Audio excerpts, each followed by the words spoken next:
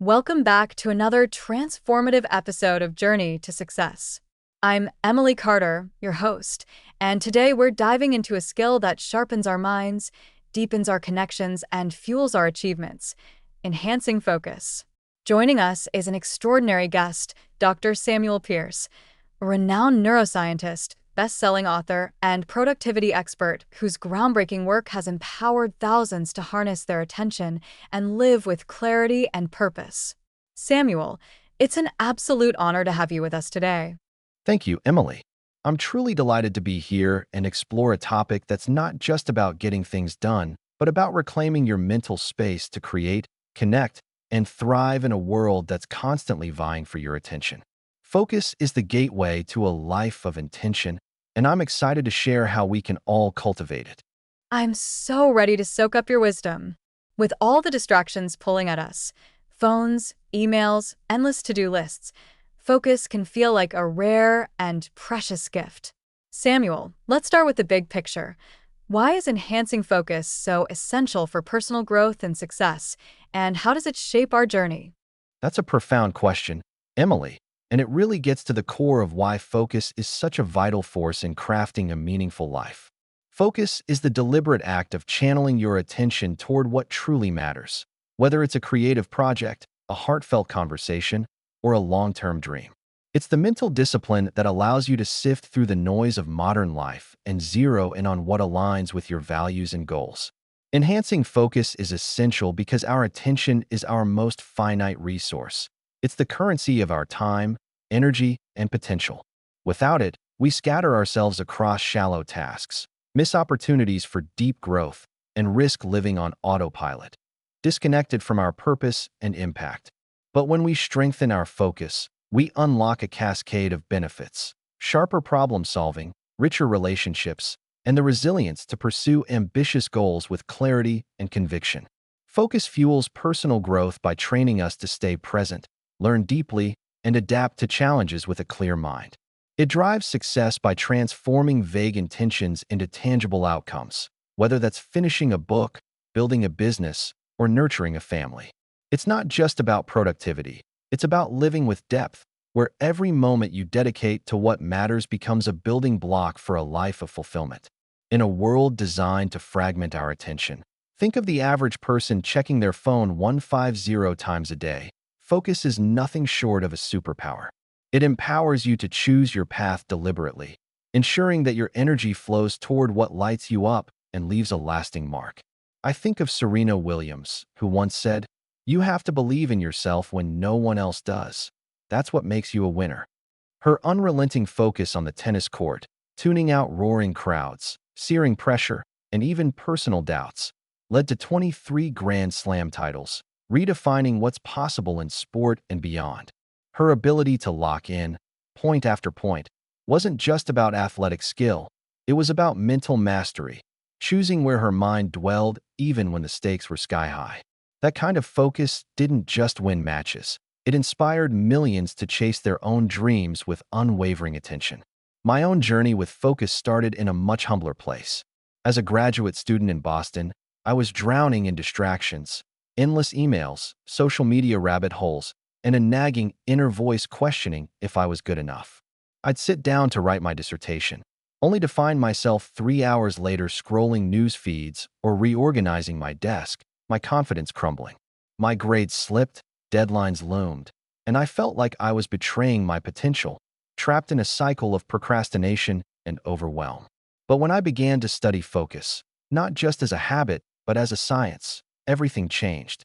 I learned to carve out distraction-free spaces, prioritize ruthlessly, and train my mind to stay present. That shift didn't just save my PhD, it launched a career. I finished my research, built a coaching practice that's transformed thousands of lives, and wrote books like The Focused Mind that now guide millions.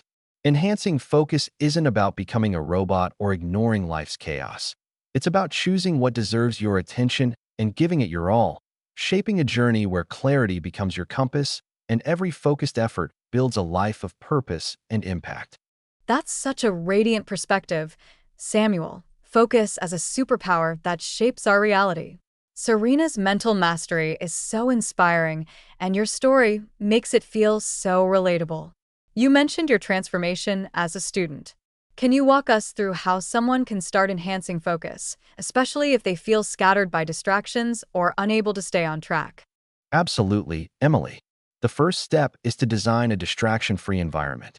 Your surroundings have a profound impact on your ability to concentrate, so the goal is to make focus the path of least resistance. This means clearing physical clutter, papers, gadgets, and digital noise, like turning off notifications or using apps to block social media during work hours. It's not about having ironclad willpower. It's about removing temptation so your brain can settle into the task at hand. One practical tool is creating a focus zone. Choose a specific spot, a corner of your desk, a quiet cafe table, and dedicate it solely to deep work. No phones, no multitasking, just you and one task. Start small, maybe 10 or 15 minutes, and build from there. The science backs this. Studies show that a tidy, intentional space can boost concentration by up to 20%. I draw inspiration from Maya Angelou, who said, "Each person deserves a day away where no problems are confronted, no solutions searched for." To write her masterpieces, she'd retreat to bare hotel rooms. Nothing but a typewriter, a Bible, and her thoughts. No distractions, no excuses. That disciplined environment let her craft words that still resonate across generations. From "I know why the caged bird sings" to her poetry that lifted spirits worldwide. Her focus wasn't accidental. It was designed, a sacred space for her genius to unfold. Back when I was floundering as a student, my desk was a war zone. Laptop tabs open, phone buzzing, papers everywhere. I'd start writing, then check Twitter, convinced I was multitasking. But I was just spinning, my dissertation stagnant, my stress skyrocketing. Angelou's example hit me hard. I cleared my desk, turned off my phone, and set a rule: 30 minutes, one paragraph, no interruptions. That first session felt like a miracle. I wrote a page, then two. Over weeks, those focused bursts grew. I finished chapters, earned my degree, and laid the foundation for a coaching practice that's now global, with books translated into 12 languages. The shift wasn't magic, it was environment. I saw this with a client named Sarah, a barista in her late 20s who dreamed of becoming a nurse but couldn't study. Her apartment was chaos, TV blaring, roommates chatting, her phone pinging with group texts. She tried to read textbooks, but ended up on Instagram, feeling like a failure, convinced she'd never pass her exams.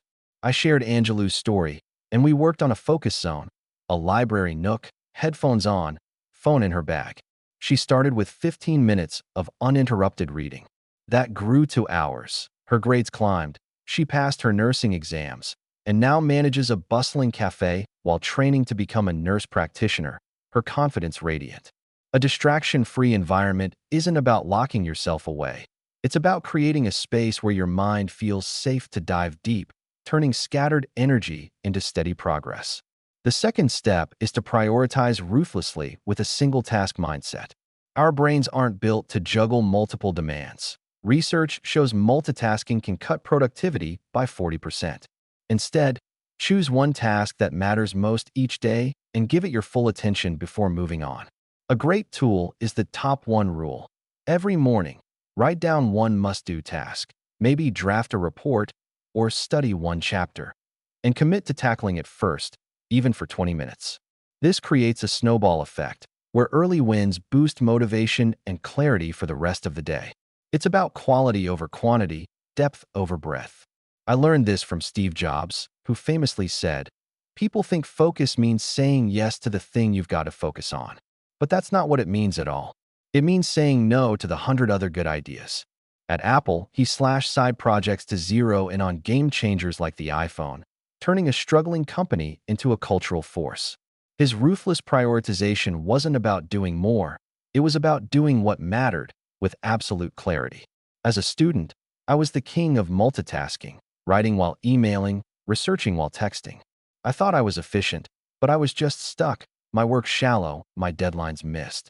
Jobs' philosophy shook me. I started picking one task daily, like outline a section, and saying no to everything else until it was done. That discipline finished my dissertation, earned me a grant, and built a coaching empire. My book Focus Forward hit bestseller lists because I wrote one chapter at a time. I shared this with Sarah, who juggled shifts, studies, and social plans, always behind. She tried the top one rule: read one page before work. One page became chapters. Her focus deepened. Her nursing dream took root. Prioritizing one task doesn't limit you. It liberates you, channeling scattered energy into meaningful progress, no matter how busy life gets. Those are such practical and inspiring steps, Samuel, creating a focus zone and prioritizing ruthlessly. Angelou's hotel rooms and jobs clarity make it so vivid. But what about when internal distractions like anxiety, self-doubt, or a wandering mind pull you away from focus? How do you manage those? Oh, Emily, internal distractions are like a restless tide in your mind. Worries, doubts, random thoughts crashing in, washing away your concentration. They're often tougher than external noise because you can't just turn them off. The key is to acknowledge and gently redirect your attention. Instead of wrestling with a wandering mind, notice it without judgment. Say, I'm worrying about tomorrow. Then guide yourself back to the present task with a clear cue, like touching your pen or repeating, I'm here now. One tool I love is the mindful return. When you drift, pause for one breath, name the distraction, I'm anxious, and refocus on one small action, like write one sentence. This rewires your brain over time, strengthening attention like a muscle. Studies show mindfulness can boost focus by 15% in just a few weeks. I draw inspiration from Thich Nhat Hanh, the Zen master who said, the present moment is the only moment available to us, and it is the door to all moments. His practice of mindful breathing helped him stay centered through war and exile, creating teachings that bring peace to millions. He didn't suppress thoughts. He welcomed them, then returned to now, each breath a reset. That simplicity is profound. It's focus in action. When I was a student, my mind was a battlefield, anxiety about grades, doubts about my worth, random urges to check scores. I'd start researching, then spiral into what if I fail? Hours lost, my work stalled. I felt like a fraud, my focus shredded.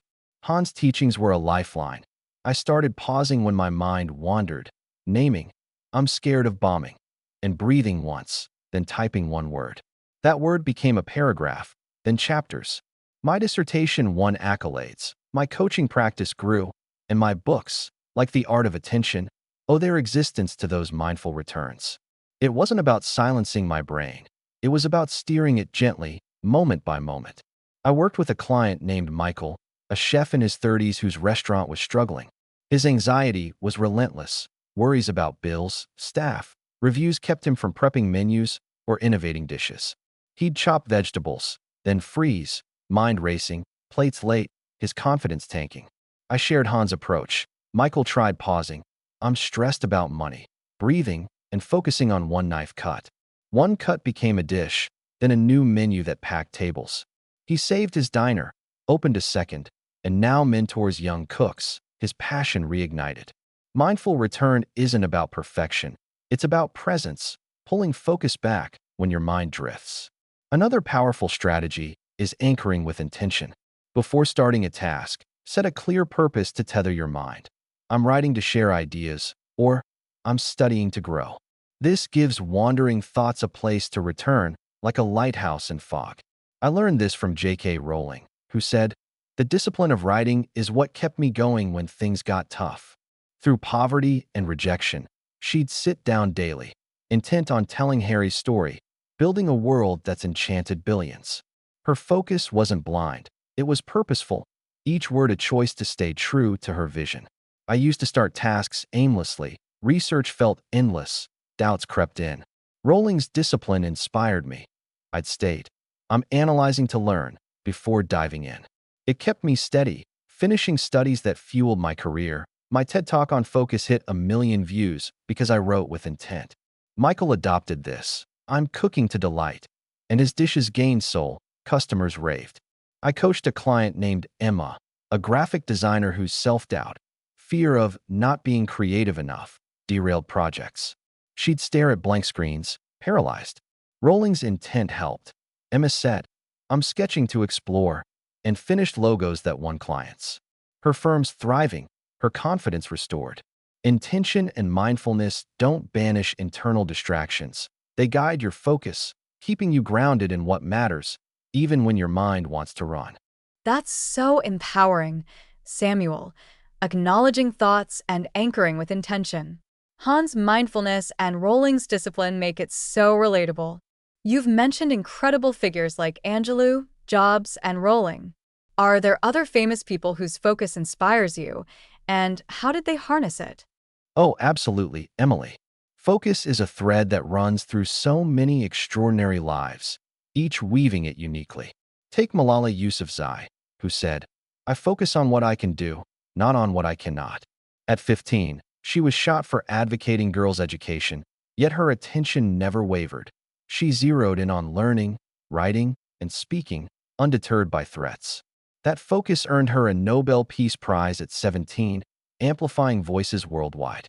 Her ability to block out fear and hone in on impact is a masterclass in focus under pressure. When my early workshops flopped, empty seats, harsh feedback, I felt like quitting. Malala's resolve inspired me. I focused on one talk, one attendee at a time. Attendance grew, my practice exploded, and my book Deep Focus hit bestseller lists. I coached a client named Olivia, a nurse overwhelmed by shifts, unable to study for certifications, feeling trapped. Malala's example led her to focus on one chapter nightly.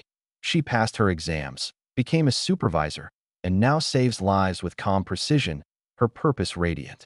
Another is Nelson Mandela, who said, "It always seems impossible until it's done." Imprisoned for 27 years, he focused on studying, debating, and planning for a free South Africa, even in a cell. That discipline turned a dream into reality, uniting a nation. When a research grant fell through, my funding gone, my confidence shaken, I leaned on Mandela's focus. I studied one article daily, rebuilt my work, and landed bigger grants. My coaching now reaches thousands because I stayed the course. Olivia drew from Mandela too. She focused on one patient at a time. Her care transformed her unit, earning her respect. Mandela's focus wasn't just survival. It was vision, sustained through relentless attention. Then there's Simone Biles, who says, "I have to focus on myself, because if I don't, no one else will." The greatest gymnast ever, with 11 Olympic medals, she tunes out critics, pressure, and even personal trauma to nail routines that defy gravity. Her mental clarity, prioritizing her performance over noise, redefines focus. I coached a client named Ethan, a coder whose doubts about his skills derailed projects, deadlines missed. Biles' self-focus inspired him. He tackled one bug daily, ignoring inner critics. He built an app that's now in 10 countries and mentors young programmers, his confidence soaring. I faced a book deadline once, my mind a mess. Biles' clarity helped.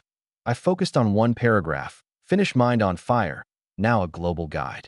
These icons, Malala's purpose, Mandela's vision, Biles' clarity, show focus isn't just effort. It's a deliberate choice to dwell on what moves you forward, crafting lives that ripple with impact. But let me add one more, because her story resonates so deeply. Marie Curie, who said, "Be less curious about people and more curious about ideas." Her focus on science, ignoring skeptics, poverty, and a male-dominated field, led to 2 Nobel Prizes, revolutionizing medicine and physics. When I struggled to balance coaching and writing, Curie's curiosity kept me grounded. I focused on one client's breakthrough, one sentence, and my work deepened. My seminars now sell out. I coached a client named Clara, a teacher swamped by grading, unable to plan creative lessons, feeling like a failure. Curie's focus led her to one lesson plan weekly. She's now a district leader, inspiring kids.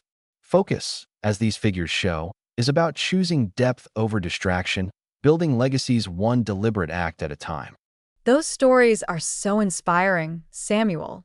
Malala, Mandela, Biles, Curie, they show focus as a force for change. You've given us great tools for internal distractions, but what about when external pressures like urgent demands, noisy environments, or constant interruptions threaten to shatter focus? How do you protect it? External pressures are like a whirlwind. Emily, emails piling up, Phones ringing, colleagues dropping by, all demanding your attention now. They fragment your mind, making focus feel impossible. The key is to establish firm boundaries with intention.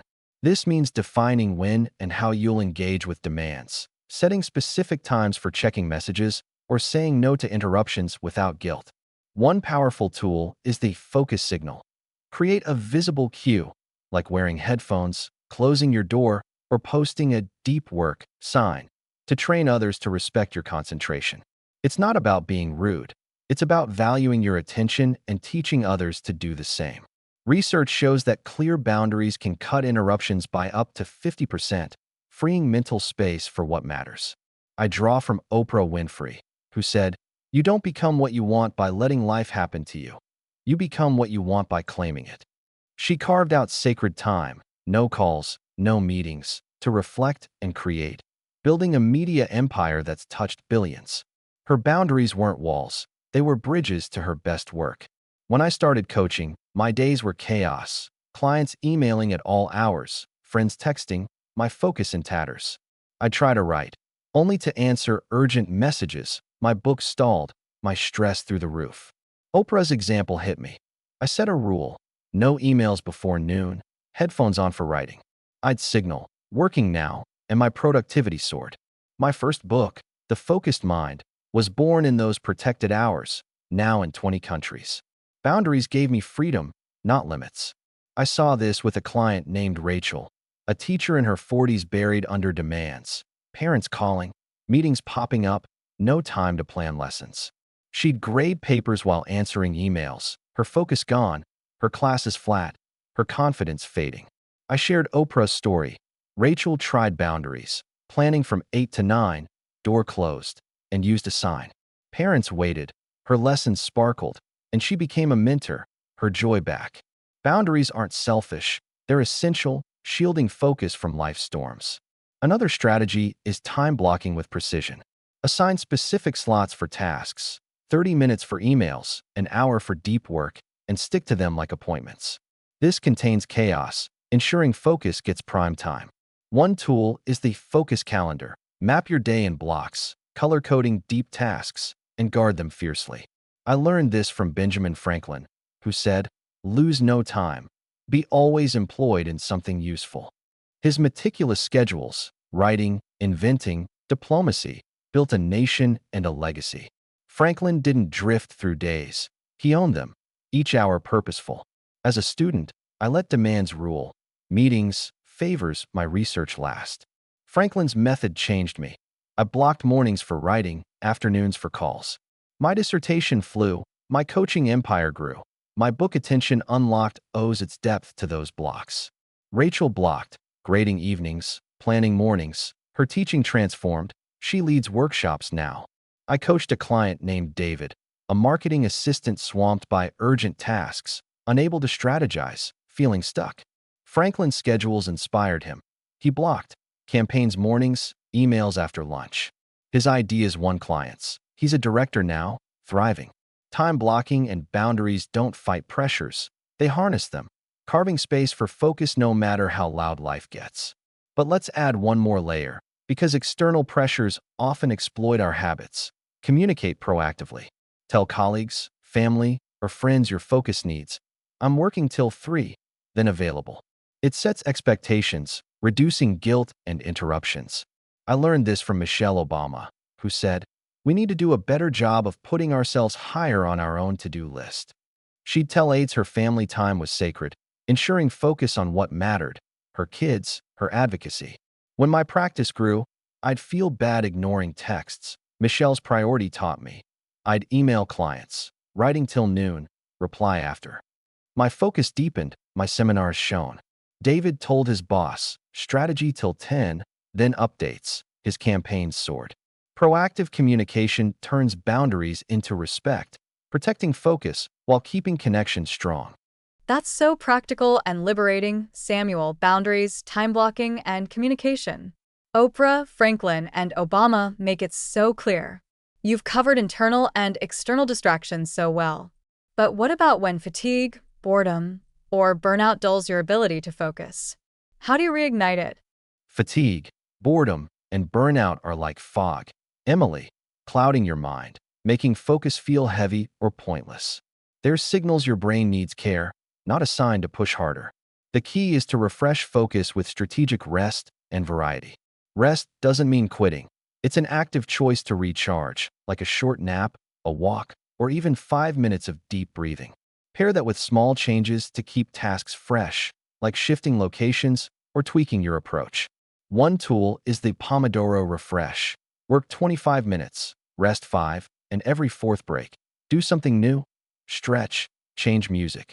Studies show short breaks can boost focus by 30%, preventing burnout. I draw from Simone Biles, who says, "Rest is part of the job, not a break from it." After intense training, she'd rest deliberately, meditation, naps, to sharpen her routines, winning 11 Olympic medals. Her focus thrived because she honored her limits, not ignored them. When burnout hit me, nonstop coaching, writing deadlines, I'd grind, my focus dull, my talks flat. Biles' rest inspired me. I tried Pomodoro, 25 minutes writing, 5 stretching. After 4, I'd walk. My energy returned, my book Focus Forward flew, my seminars packed rooms. Rest wasn't weakness, it was fuel. I coached a client named Anna, a lawyer in her 50s whose caseload crushed her focus. Long hours, same briefs, boredom creeping in. She'd forced through, exhausted, errors piling up, her spark gone. Biles' approach helped. Anna worked 25 minutes, sipped T5, and every few cycles, read a poem. Her briefs sharpened. She won a landmark case, now mentors juniors, her passion alive. Rest and variety rekindle focus, breaking fog's grip. Another strategy is reconnecting to purpose. Boredom often means your task feels disconnected. Remind yourself why it matters, even in small ways, like this email builds trust. One tool is a why anchor. Before work, write one reason your task counts. I'm studying for my future. It reignites drive. I learned this from Nelson Mandela, who said, "What counts in life is not the mere fact that we have lived, it's what difference we've made." In prison, he focused on reading, driven by freedom's purpose, reshaping history. His why kept his mind sharp through decades.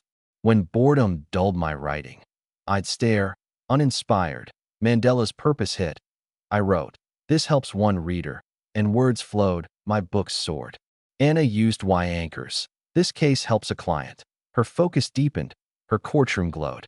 I coached a client named Sophie, a writer bored by edits, tempted to quit. Mandela's why led her to write. This story inspires. She finished a novel, now published, mentoring peers.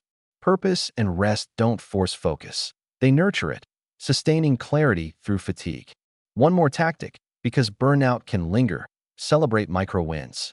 Note one focused moment daily. I read a page. To rebuild momentum. I learned this from Maya Angelou, who said, "Every day you should celebrate something." Her small writing wins fueled masterpieces. I celebrate. Wrote 100 words. My practice thrives. Sophie celebrated, edited a line. Her book shined. Micro wins and purpose turn fog into light, keeping focus vibrant. That's so nurturing. Samuel, rest, purpose, and micro wins. Biles, Mandela, Angelou make it vivid. You've given us so many tools, but how do we sustain focus long-term, especially when life's demands or old habits try to pull us back into distraction? Sustaining focus long-term is like tending a garden. Emily, it flourishes with consistent care, even through seasons of chaos or temptation. The key is to build habits and mindsets that make focus your default, not a struggle.